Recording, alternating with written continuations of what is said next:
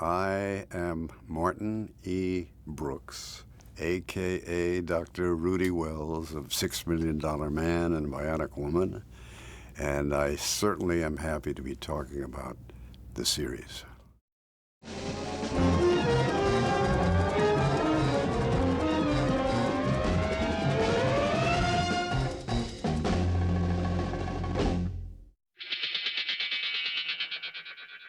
You're asking me if I was aware of the series. Yes, I was, because Harv Bennett and Harv was the producer of $6 Million Man, and we were tennis playing buddies for many, many years prior to my getting the part on $6 Million Man.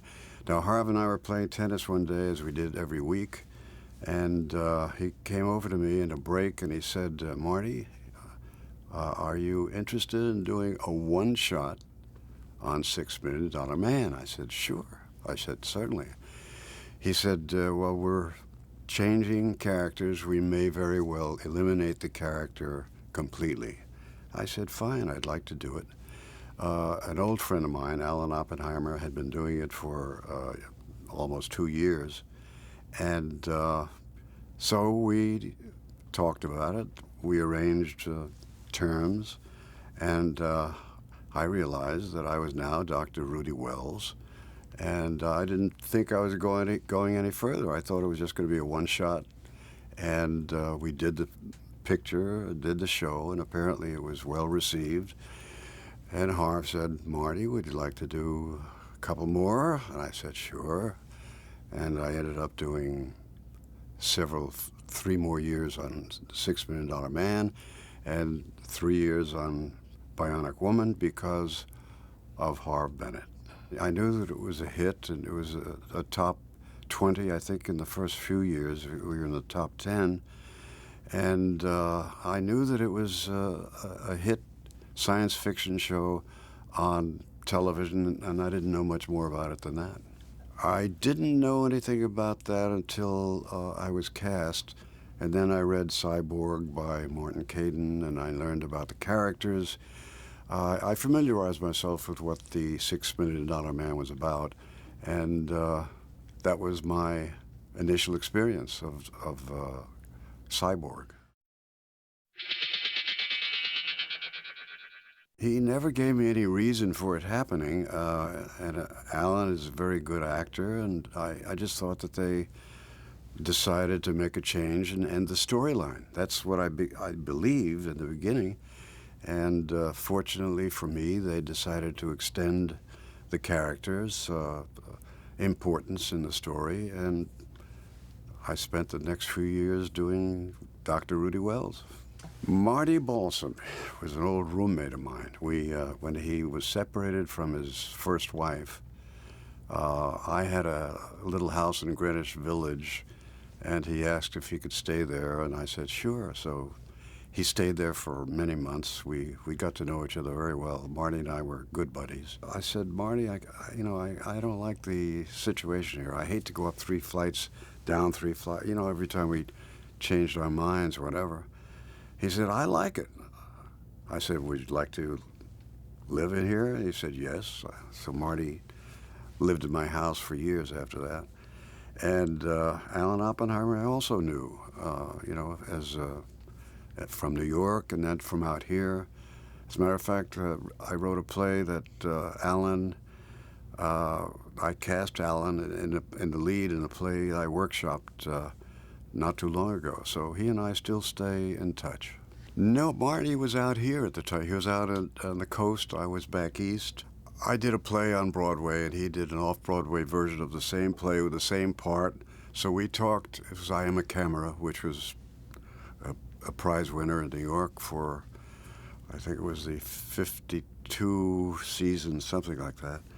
And I got a nomination, Tony nomination for that part. And so Alan and I discussed that, but we never discussed why he was on $6 Million Man, why they let him go, what happened. Never discussed it. Craziest thing about the first part, what I brought different, we try to be the same in a sense as Alan Oppenheimer, who had lost all of his hair, and I had still had some of my hair. And so Harv said, Marty, would you like, since we want to continue the character and not shock the audience, would you bald up your head and gray your hair and make yourself look a little older? And I said, sure, I'm an actor. I'll do whatever has to be done for the part. So I did the first 2 or 3 parts that Rudy was in. On the DVD set, you'll find I look a certain way. After that, I guess Harv decided, that he asked me, he said, Marty, he said, I know you're athletic, I know you can do certain things. Change the look. We're going to keep you on the show. I want you to be able to do physical things. So I looked back, when I say I look back, I took my natural look and I played the character. But as far as imitating any of them or impersonating any of them, I just brought what I felt I had, what was really me, to the character. I not only heard it, I met Dr. Rudy Wells on location. He was a wonderful guy. I mean, he was a Southern gentleman. What I recall, I could be wrong, it was either Georgia or the Carolinas. We were on some kind of shoot out in one of those states, and he came to visit. And we said hello. He said, hi, I'm Dr. Rudy Wells. I said, hi, I'm Dr. Rudy Wells. And so very nice, portly, not fat, but, nice, full-sized gentleman, good sense of humor, nice smile. And I felt honored to have met him, What was interesting is that it was another scientist doctor. Now, I had been cast many times as a doctor, and people come over and say, hi, Dr. Wells, and so on. I said, no, I'm merely an actor, but I play a doctor on TV. I'm not a doctor. And as a doctor, I had to study many times the science that a doctor would bring to that particular case, whatever it might be. Margaret Burke White, there was a live television show many, many years ago where she had her brain, she had a kind of a palsy. I guess you would call it the first sign of Parkinson's, and they had an operation, and I had to learn how you do the operation because I literally had to do it. I was a doctor that operated on Margaret Burke White. So for all the parts that I had to do, I did research on whatever the moment required. So I learned a lot, but I'm not going to recommend my prescriptions to anybody. We made history, I guess you might say. It was the kind of science that we brought to the audience that was brand new. We were going by the seat of our pants, actually, and I remember one instance where I had to operate on what do we call, it was an atomic pack which had lots of wires, and I had to make believe that this thing, which looked like a mass of wires, was an atomic pack that would actually help somebody. So I was working away, and, when I suddenly come to this last thing, which we had decided was the wire that was going to end the scene, and we were going to cut at that point. So I'm working away. I got this pack, which I don't know what to do with a pack. Nobody knows what to do with it. But we're going to end on this one wire which connected to another wire. And I could not find the way to hook this wire into the other wire, and I kept trying, and finally I said, props. And off screen, off on the outskirts of the shoot, came Lee. Back to medical school. And I said, my God, medical school, to myself, and laughed, of course. I said, medical school, who knows how to do any of this? No matter where you are. It's an atomic pack. We're trying to make believe it's... Anyway, that was one incident. apropos of that, very shortly after, it was the same day actually, Lee goes up on a line. He's doing his, whatever it is. He says, bleep, bleep's sake, what the bleep is the line? And I yell from outside watching him, I'm saying, back to acting school. So we had that kind of good-natured ribbing that was going on between us. But as far as knowing any of the science of it, at that time, we were breaking trails. We had no idea. It turns out that what we were doing eventually led to what they call now the bionic arms and legs, and where the hands and feet and so on are able to move by somebody thinking. I'm sure you've heard about them. They never advance past a certain stage, but they will. Eventually, we will have bionic arms, bionic legs, and so on.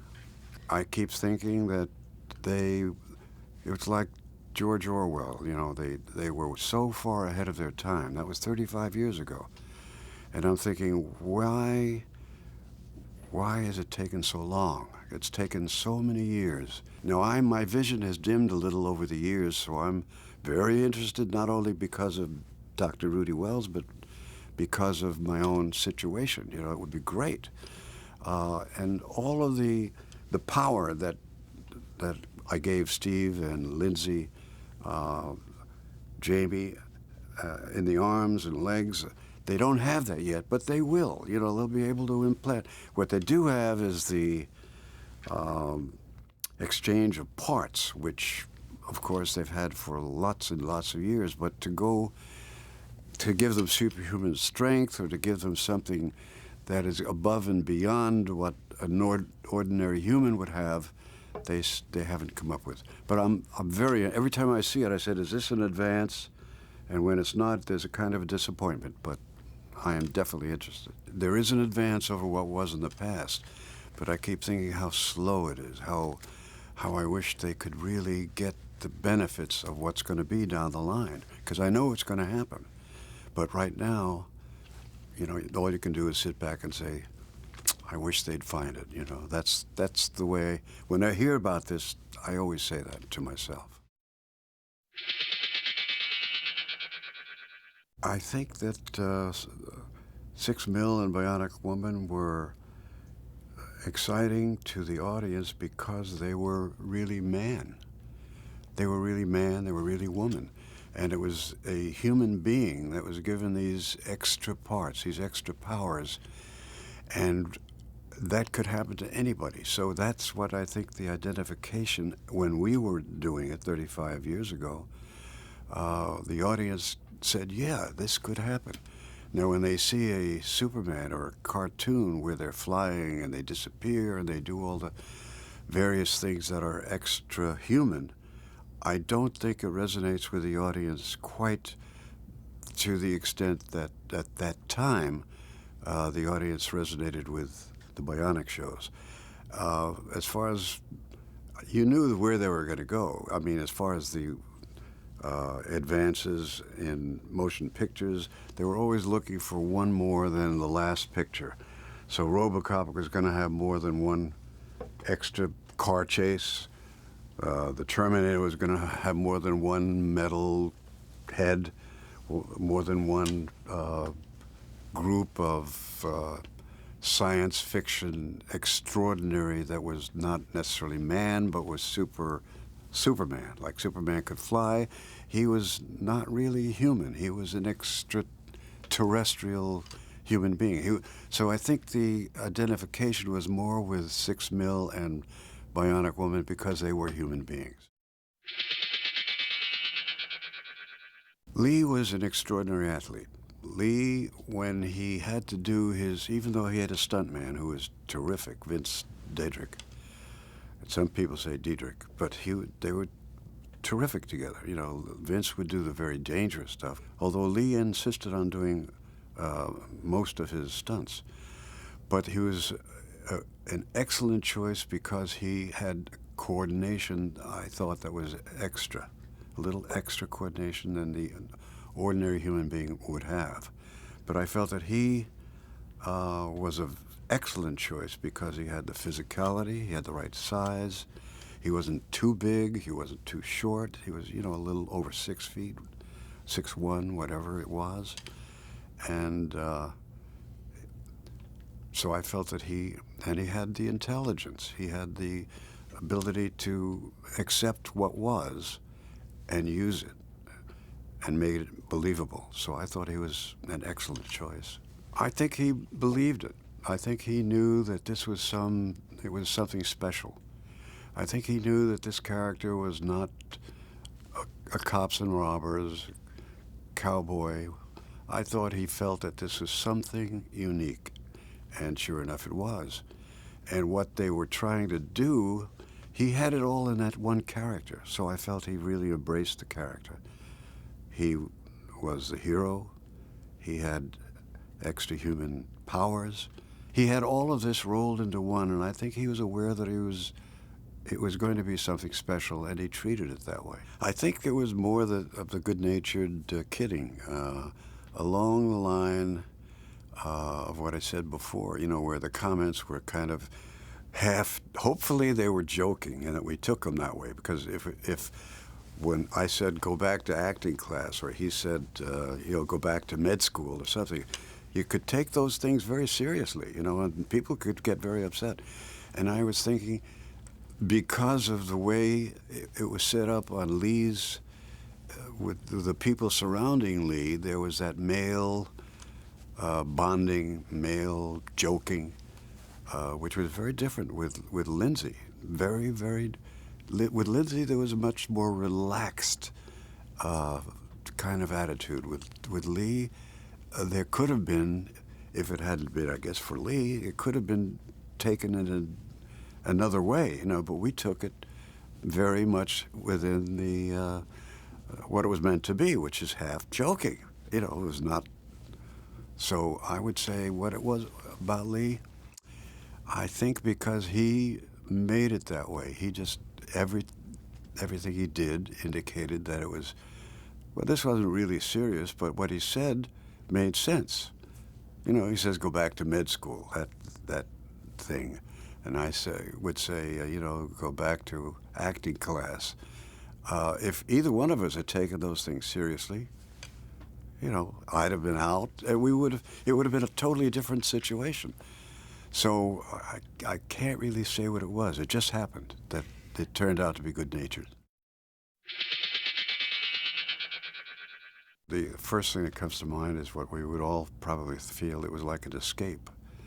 And it was like we were all people. And in Jamie's case, and in Lindsay's case, it was women identifying with a powerful woman who could do it all, who also was a beautiful woman and had all of the attributes of a superpower. And Lee, to that extent, had all the same. He was a human being who had all of these extracurricular activities. He was a hero, a handsome man. He could do things exactly the way they were supposed to be done. He could jump higher than anybody else. He could run faster than anybody else. He could see further than anybody else.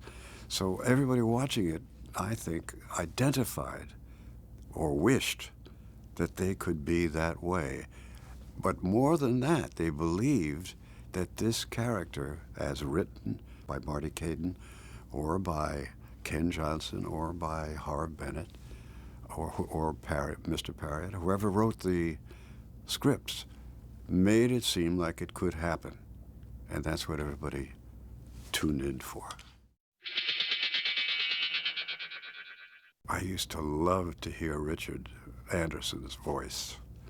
We can rebuild him. He's bigger, faster, whatever the words were. And I listened to it. This is when I was just watching. Before I was even involved. But after I was involved, I would even hear it better. I would hear it fine-tuned. I thought Richard did a hell of a job with that opening, and the visuals were very exciting. And this was done before special effects were really into it. Today, they might do it in a different way, but they would at that time, special effects were kind of new, 35 years ago. I just loved it. I thought they were terrific. I was in after the, I guess, last show of the second season or the first show of the third. And I was replacing somebody, so for like an hour, I was wondering, will I be accepted? Will I not be accepted? I'm the new guy on the block, and so on. There was none of that. I was accepted right from the start. I was Dr. Rudy Wells. And they accepted that. They didn't look at me rolling their eyes. They didn't look at me with any negativity. They just said, okay, this guy is Dr. Rudy Wells. Richard and I used to hit the ball a lot, Richard Anderson and I. And it was really, we did it more for the enjoyment. It was just banging the ball back and forth, running around and getting a little sweat. It was nothing competitive. It was just, he liked hitting the ball. Richard didn't want to, we played a few sets, but he didn't really like to do that. He liked to just kind of bang it around, and then play for an hour or whatever it was, and that would be it.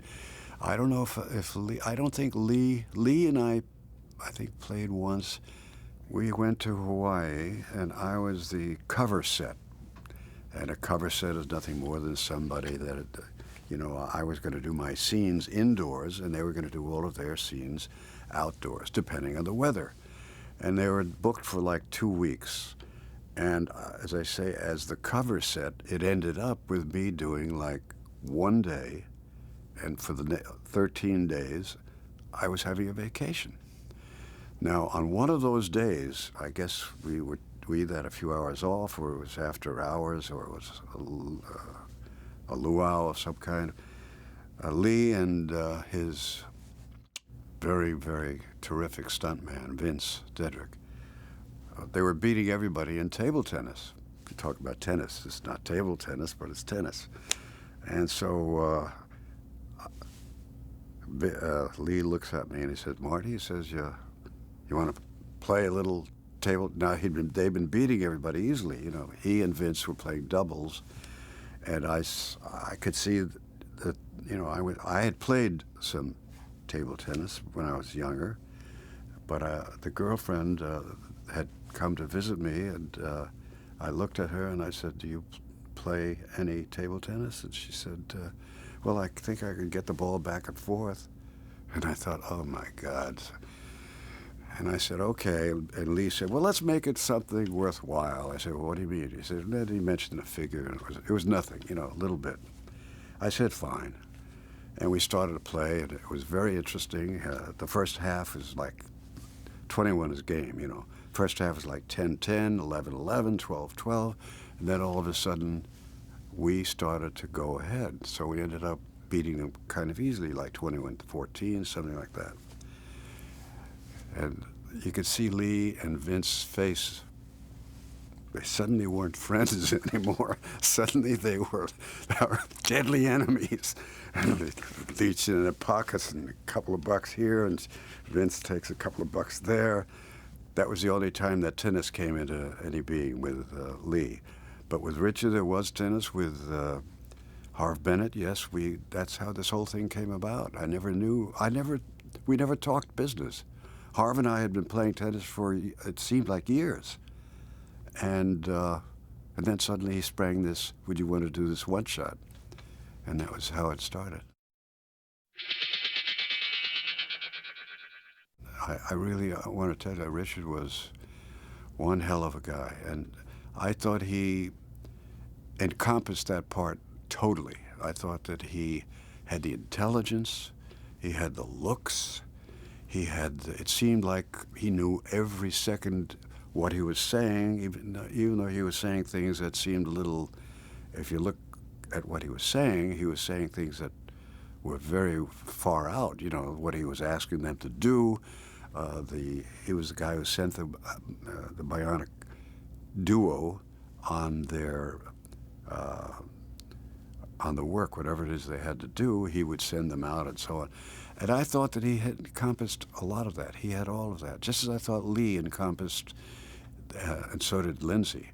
I thought that's what made the show. There were that many people in the show that people could believe he was in the OSI, that he was the head of his department, et cetera, et cetera. I liked him a lot, and he was a hell of an actor. First thing that comes into my mind is it was funny. It was very funny. When Richard and I didn't know it at the time, but I don't think. We knew it very quickly, but in the beginning we didn't know it. We were going from one show, one set, to another set. We're the only two actors that I know of at that time that were playing two different shows at the same time with the same character. And so what would happen is you'd end up doing your scene. They try to coordinate it so that whatever we had to do on 6 Mil, if we had to do something else that was on Bionic Woman, they would try to coordinate the hours or as close to the time when this shoot would end and the next shoot would begin. And so I remember many times going from set to set, and sometimes you'd walk to it, and sometimes you would have to be driven to it because Universal was a very huge lot. Now, I think this may be answering what you asked. I'm not sure, but I would go from one set and say, what in the world is this next show about? It was like, I don't remember what the scene. Was this a scene that I just learned, or was this a scene I just did before? I was aware of the fact that I had to say some lines, and I didn't know if these were the right lines going from set to set. So that was kind of, for me, was kind of funny. I would come in and say, what does this line start with? You know, what does this scene start with? Oh, yes, now I remember. I generally wore pretty much the same thing. I wore a doctor's jacket and a tie that I never closed. That was my thing. Richard had his thing with glasses and so on. My thing was I never closed my tie. It was always left askew. That was a Rudy Wells habit trait. And anyway, it was at the time it was fun. I really enjoyed it a lot. He was a scientist and a doctor first, of course, and then he became a scientist. But he never, of course, relinquished being a doctor. But as a scientist, I was never a scientist as a doctor. I played Dr. Dan Walton on a daytime soap called Search for Tomorrow for years, and on General Hospital I played a doctor for several years as well. It seems that I was cast as a doctor or a lawyer year after year after year for some reason or other, and that's why I would have to study up on it. But as far as the science is concerned, that just happened with 6 Mil. With 6 Mil, suddenly I'm a scientist, and suddenly I had to sound like what I was talking about was honest and real, and I would read up on as many manuals as I could. But of course, how do you make an atomic pack? How do you give him an arm that is, at that time, you know, how do you give him an arm that is 10 times more powerful than a regular arm? How do you make them so much faster and so on? There is no blueprint. So you have to kind of imagine it in your mind as this is the way to do it. And between myself and the writers, we came up with a couple of different things. And that's basically it. Richard never looked white. I mean, in terms of his face. He always had this brown suntan. And I used to wonder, how does he keep that suntan? Then one day, I saw him outside of his, whatever it was that if we were shooting, it was outside of his tent or whatever, but outside of his Winnebago, and he had this reflector, and he'd go, you know, he'd close his eyes and he'd look up into what was supposed to be the sun, even when there was no sun. If there was just an indication He'd have it out there because you couldn't really necessarily see the sun, but there was always little something in the sky. And he'd have it out there, and there was a mirror on this side, mirror on this side, and a mirror right here in the front. He was never without that reflector. Whenever he had a chance, out it came. Well, Richard and I are both, I guess you'd say, veteran actors. Now, he's done many films, he's done a lot of shows, and I did a lot of series, and I did a lot of shows, hundreds and hundreds of shows and so on. And the one thing that keeps coming back, no matter what we've done, is $6 Million Man. And that is what is crazy. I mean, it's like everything else has been forgotten. But $6 million, for instance, I did several years on Dallas. I did Knots Landing. I did Hunter. I did all kinds of series. And lo and behold, that's, they have been pushed aside. Not that they've been pushed aside, but in response to me, it's usually $6 Million Man and Bionic Woman. And the same thing with Richard. We talked about that. We laughed. We said, of all the things we've done, and I was what I like to think of as a New York actor at one time. I did like 8 or 10 plays before I even came out. None of that, of course, is remembered because that was in the first part of my career. What I did was I watch a lot. I watch things that were being shot a lot. Most actors don't stay on the set to watch other actors shoot. Once I knew that I knew my lines, I would stay on the set. I'd watch the other actors. I'd take, I'd see how the cameraman worked. I'd see how the gaffers worked. That kind of thing. And so I never had what I call wasted time. I always used it. I at one time thought that I might direct the show, which there was a wonderful guy by the name of Alan Balter, who is gone now, but who was the producer, I think the third, maybe fourth year of 6 Mil. And we talked about directing, and I said, terrific. And that was one of the reasons I stayed on the set and watched. That never happened. The show ended next season. When I thought this might be it, it ended. And so I never got to do that. I personally thought they made a big mistake. I was only on for 3 years on the 6 Mil. And so I thought, this show has something special. And I don't know what the ratings were. I just thought at the time there was some big mistake made. They should not have ended it. They should have found a way to keep it. I don't know what it would have been.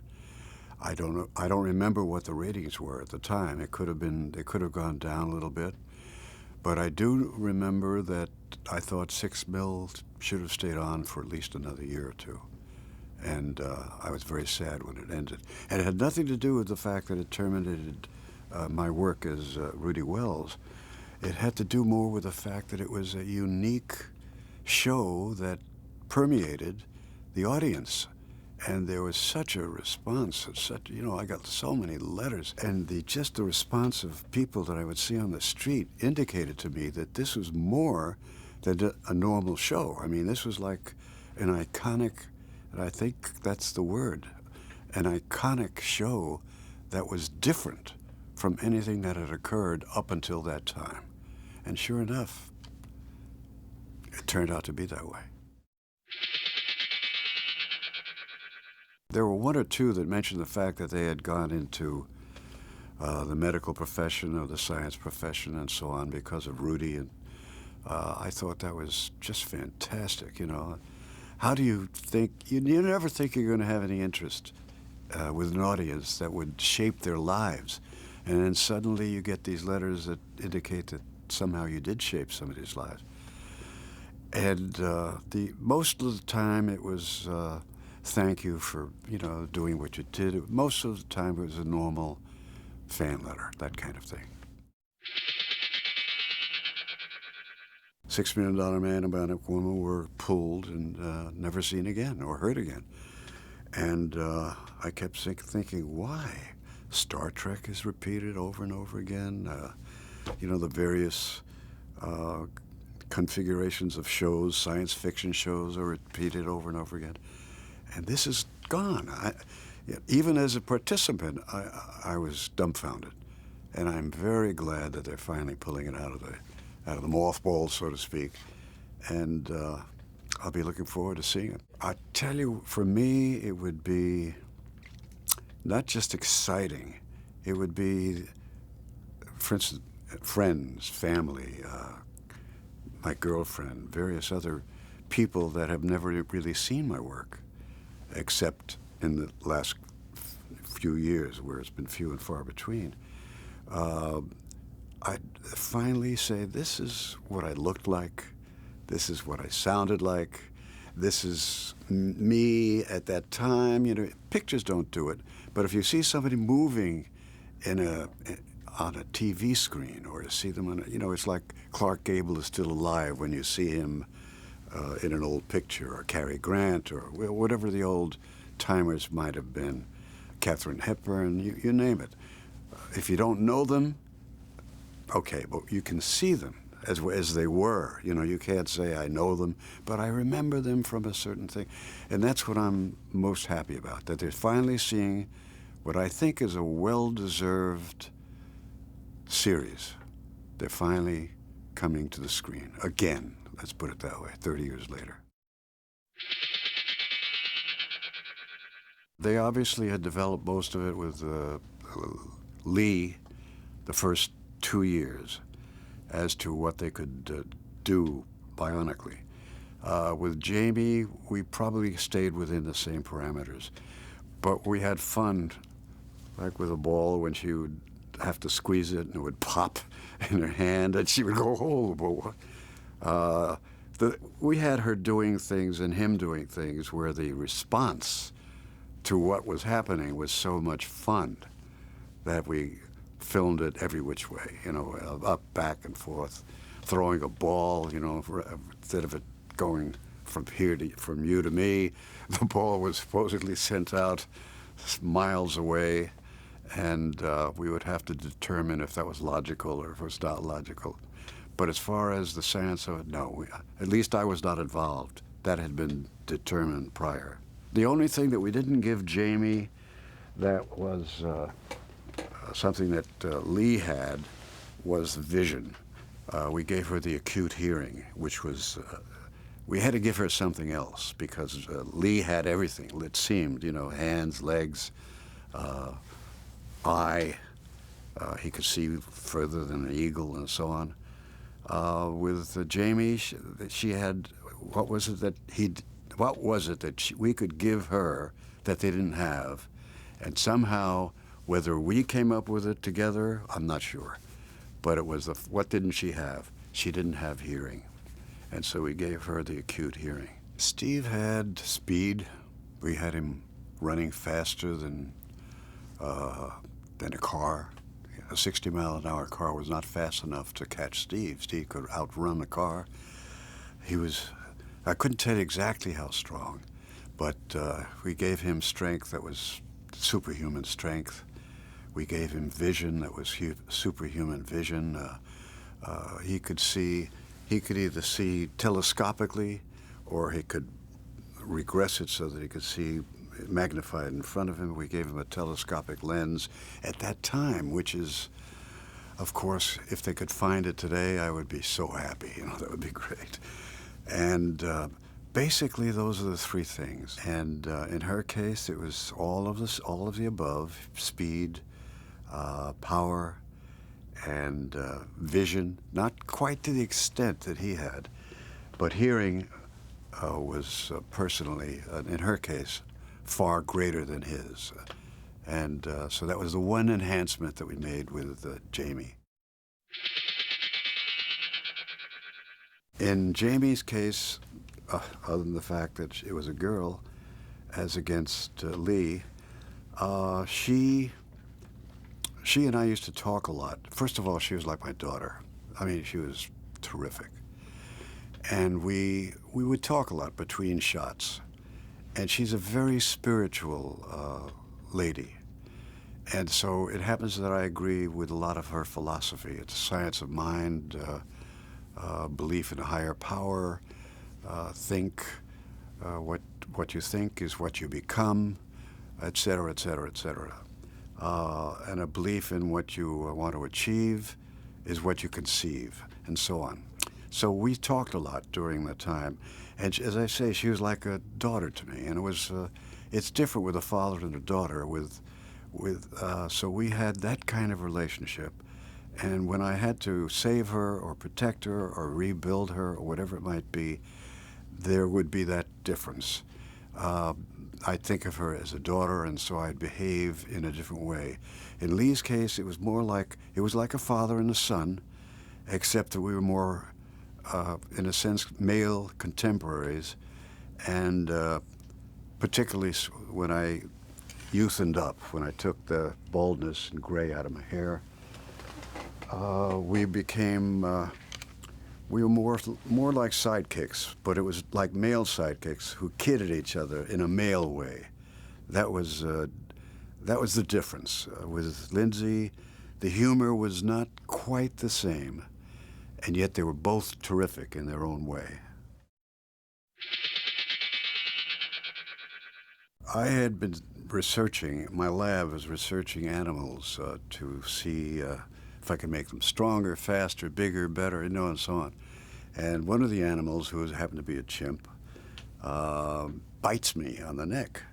And whatever he has, whatever I've given him, is rabid. And if he bites me, I become the powers that Steve Austin has, supposedly. That's what I'm working with, to try to make the animals stronger, faster. Unbeknownst to me, I'm bitten, and suddenly I lift big boulders, and I'm throwing big boulders, and I'm climbing mountains, and I'm doing all kinds of physical things.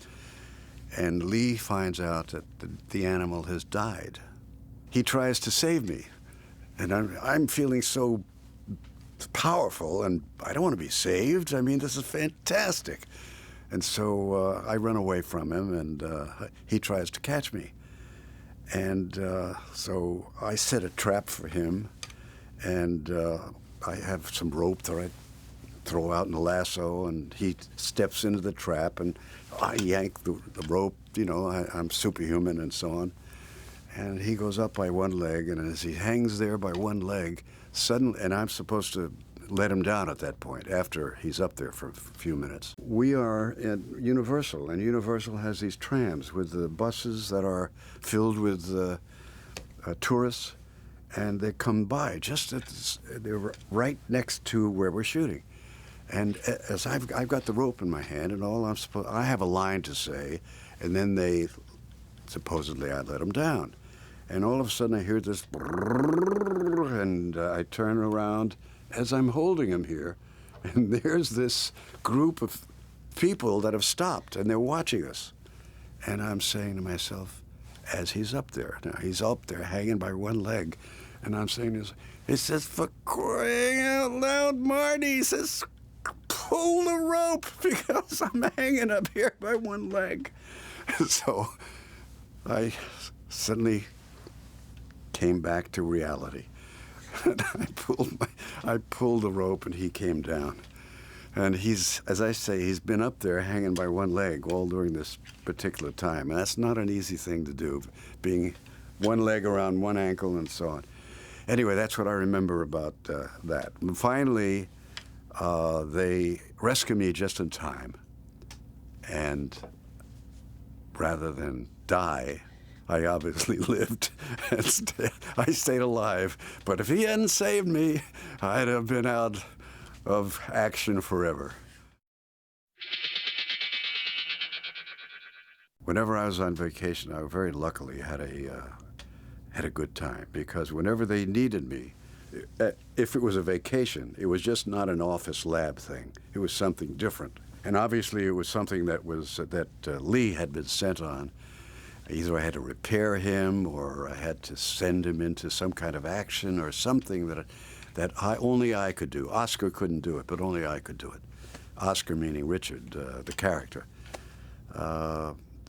So that's basically it. Wherever we were sent, there was always something new in location shooting that made it interesting. And I think that had to do with Harv to begin with, because he wanted me to be more involved physically, and that's why he didn't want me to be bald. Whenever that's first season that I was in, I think, as I say, there are 2 or 3 shows where it shows me gray and balding, and then I have my own hair. It was freezing, supposedly. He was in the mountains. That's where we discovered this. It was below 0. And I have to shoot again, this did not involve Sasquatch, but it was the sequence, whereas Steve is hurt, and I have to operate on Steve.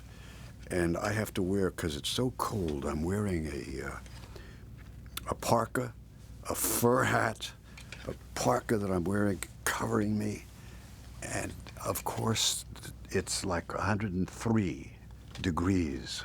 It's supposed to be below 0. It's 103 degrees, and I'm inside this hut operating on, and all I can see, this is only funny to me because they couldn't see it on camera, but Steve is lying there. He's got his eyes closed, and I'm operating on him, and as I say, the lights and everything around us made the place even hotter. So all I could see as I'm operating on him was these drops that are falling from my face. My sweat is pouring off me, and it's supposed to be below 0, and I'm operating, the sweat is pouring off me. And that's all I can remember. I just remember saying hello. I think it was Andre. I'm really not sure if it was Andre or not. But I did talk to him before the shooting, but we didn't have a chance to speak to each other much. He was huge. And he also he was not only huge, but he wore these lifts.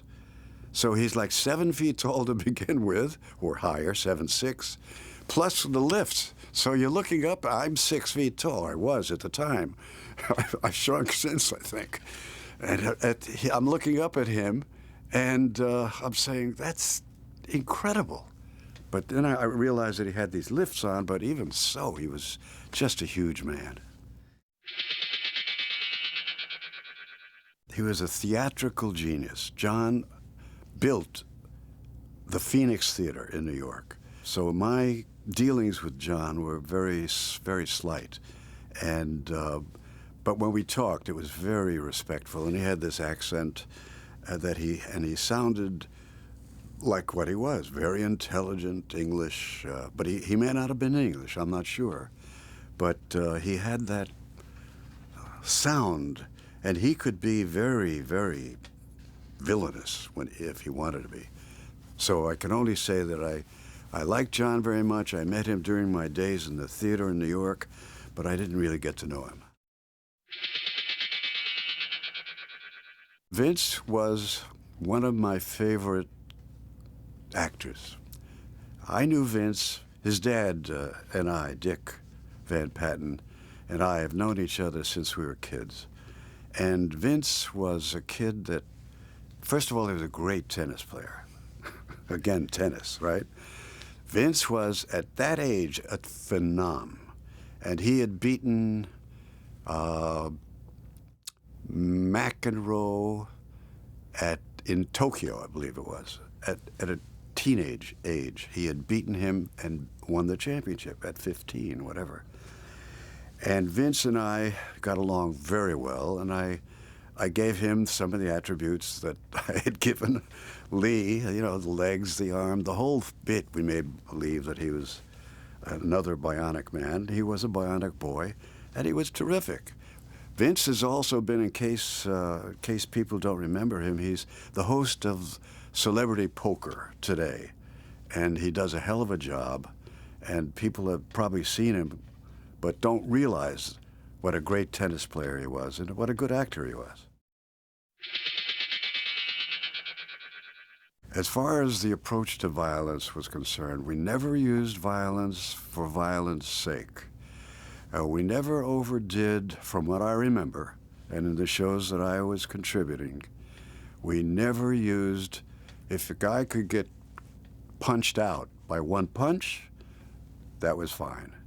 If more was needed, it was only because more was needed. It never was violence for violence sake. Like you'll see in movies today, and you'll see heads rolling, and you'll see arms being cut off, and you'll see bowels and various other organs distended, shown, and so on. We did none of that. We kind of showed that this is all the force that was needed, and that's all the force we used. I would say kids could not watch the show if there were more violence in it, and we never had any complaints that I know of. Of course, the letters would be going to the producers, but we would get word of that if there was violence, too much violence. The remembrance of the villains is that these villains always had a good reason for being what they were.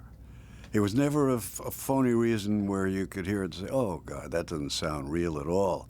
It was always because they were either fired for some reason, good reason, or they had been done in by either a relative or Lee himself or Lindsay herself. Whatever the reason was, it was always thought out and written so well so that you believed that whatever the villain was doing, whether it was trying to conquer the world or whatever that craziness might be, they were doing it because they had a logical reason for doing it. And that was a testament to the writing. Well, whenever the reunion films happened, it was always a surprise. Because, you know, a 2-hour film is not a cheapie in television in those days, and even today. The cost of putting on 2-hour films was thought of, obviously, by the producers, and they felt that there was an audience for them, and that's why it bothered me so much. I'd say, why are they doing these 2-hour films when they could have had the series for several years without hurting anybody? People would watch, and so on. Anyway, that's water under the bridge. But I always felt good about it because I always said, well, maybe we'll see some of the old folks, some of the people we hadn't seen. Lindsay I'd kept in touch with. Richard I talked to a lot more than, let's say, Lee, very rarely.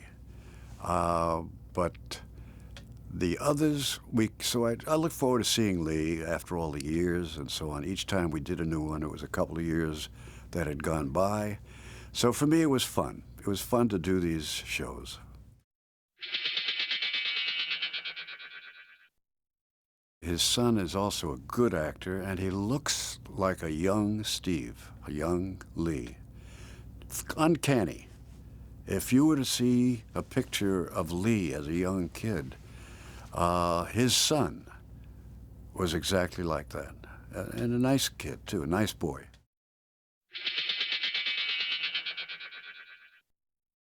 Sandra, Lindsay, and I were sitting at a table having lunch, and Lindsay said to me, looking at Sandra, does she remind you of anybody? I said, who? And she said, look.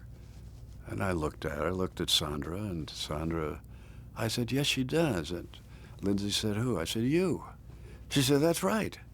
That's me, 10 years ago. And that was true. Sandra was energetic. She was a laughing girl, had a good smile, enjoyed the show. It seemed that way anyway. She was always pleasant. When I saw Sandra for the first time, this is just before I made her into a bionic woman. She became a bionic girl, I should say, and gave her, again, all the powers. And it was a problem. Was she going to make it or wasn't she going to make it? And I remember we had a scene together where she had to walk to me because I had given her these legs and she didn't know whether they were going to work or not. Could she walk or not? And she walked very gingerly. I caught her, and we knew that everything was going to be all right. People ask me if I knew that Sandra was going to be a big star. I thought to myself, she has potential. I thought she was pretty enough. I thought she was talented enough. But then I said to myself, I said, as an actress, it's really not easy. I hope she gets the parts. I think she's talented enough. And I thought, let's see what happens. Let's hope that something good happens. And then suddenly she hit one or two shows, and Blindside, of course, the one where she won the Academy Award, was fantastic for her. And I felt very proud and glad it happened. But if you had asked me if she was going to become that big at that time, there's no way of knowing. It ended with them getting together. It all started that way. It all started with her, and that famous show that ends with her dying, and the audience writes in so heavily that Universal said, what have we got here? We've got a fantastic storyline here. And Lindsay was obviously a very popular actress, killed off on $6 Million Man. $6 Million Man, they scrambled, meaning Universal scrambled, because they wanted to bring her back. Lindsay had been under contract to Universal, and Universal had fired her just prior to the end of $6 Million Man Bionic Woman. And so they had to renegotiate. And once they renegotiated, Lindsay was in a terrific position, and she made Universal pay. She had a good deal, made a lucrative contract, and Bionic Woman was born. Kenny Johnson created the show.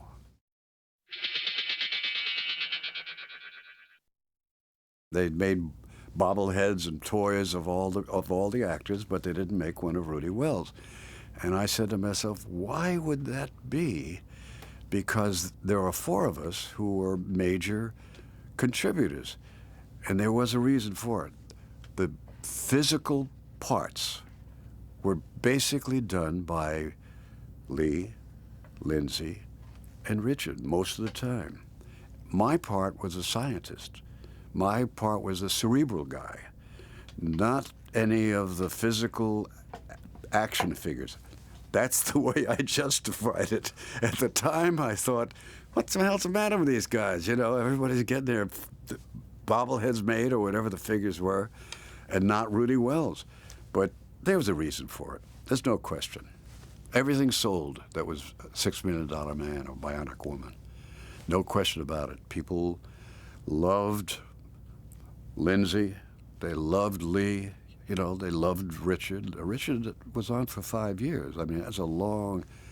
At that time, you've got to remember, that was prime time. That was not like today where you have a cable show here, a different show there. You got hit shows from 8 or 10 different cables. They had 3 networks.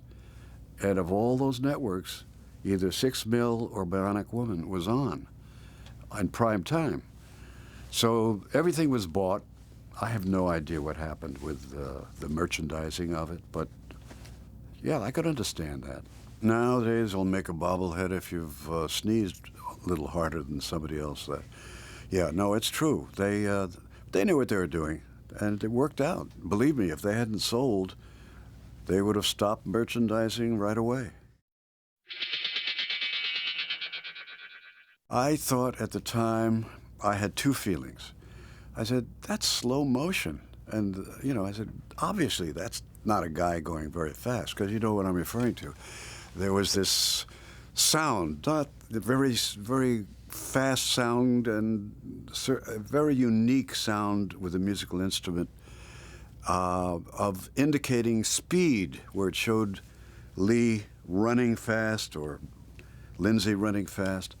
The fact is that on the picture, the visual, you could see the man was barely moving, slow motion. But yet the sound actually gave you the feeling of him running rapidly. If they had really moved it at a pace that was for real, it would have been like a blur. You know, there would have been no sound whatsoever. I mean, no visual whatsoever. You'd have seen nothing. So I had two feelings about it. I said one showed the actor running too slow. It looked like slow. But yet when you heard it with the sound, you knew he was racing. He was running fast. So I thought they were very smart, very, very smart. Dr. Wells. First of all, I thought the character was terrific. He was smart. He was helping mankind. He was helping America. He was fighting all the bad guys that were anti-USA. He was ahead of his time, very innovative. A lot of things I'm not, but a lot of things I admire. So I was able to adapt and able to believe. A lot of stuff had to do with the medical profession, which I was involved with. I mean, having played doctors. The writers knew how to make him a believable character. Rudy saw me, and I saw Rudy at a time in my life when the powers as an actor were very, very strong. And I was able, I felt, to portray him very honestly, very, very truthfully. I was able to take parts of me and make them Rudy Wells. And I wanted, when people will see this, they'll realize that I had invested, I hope they'll realize, that I invested more in the character than might have been on the surface. I tried to give many, many levels to the character. And that is what I'm looking forward to people seeing if they do watch the DVDs, which I hope they will. One of the reasons I like people to see the DVDs, I was very involved in the science of Rudy Wells. I was very hopeful that what I found on the show would be used in the future work by scientists.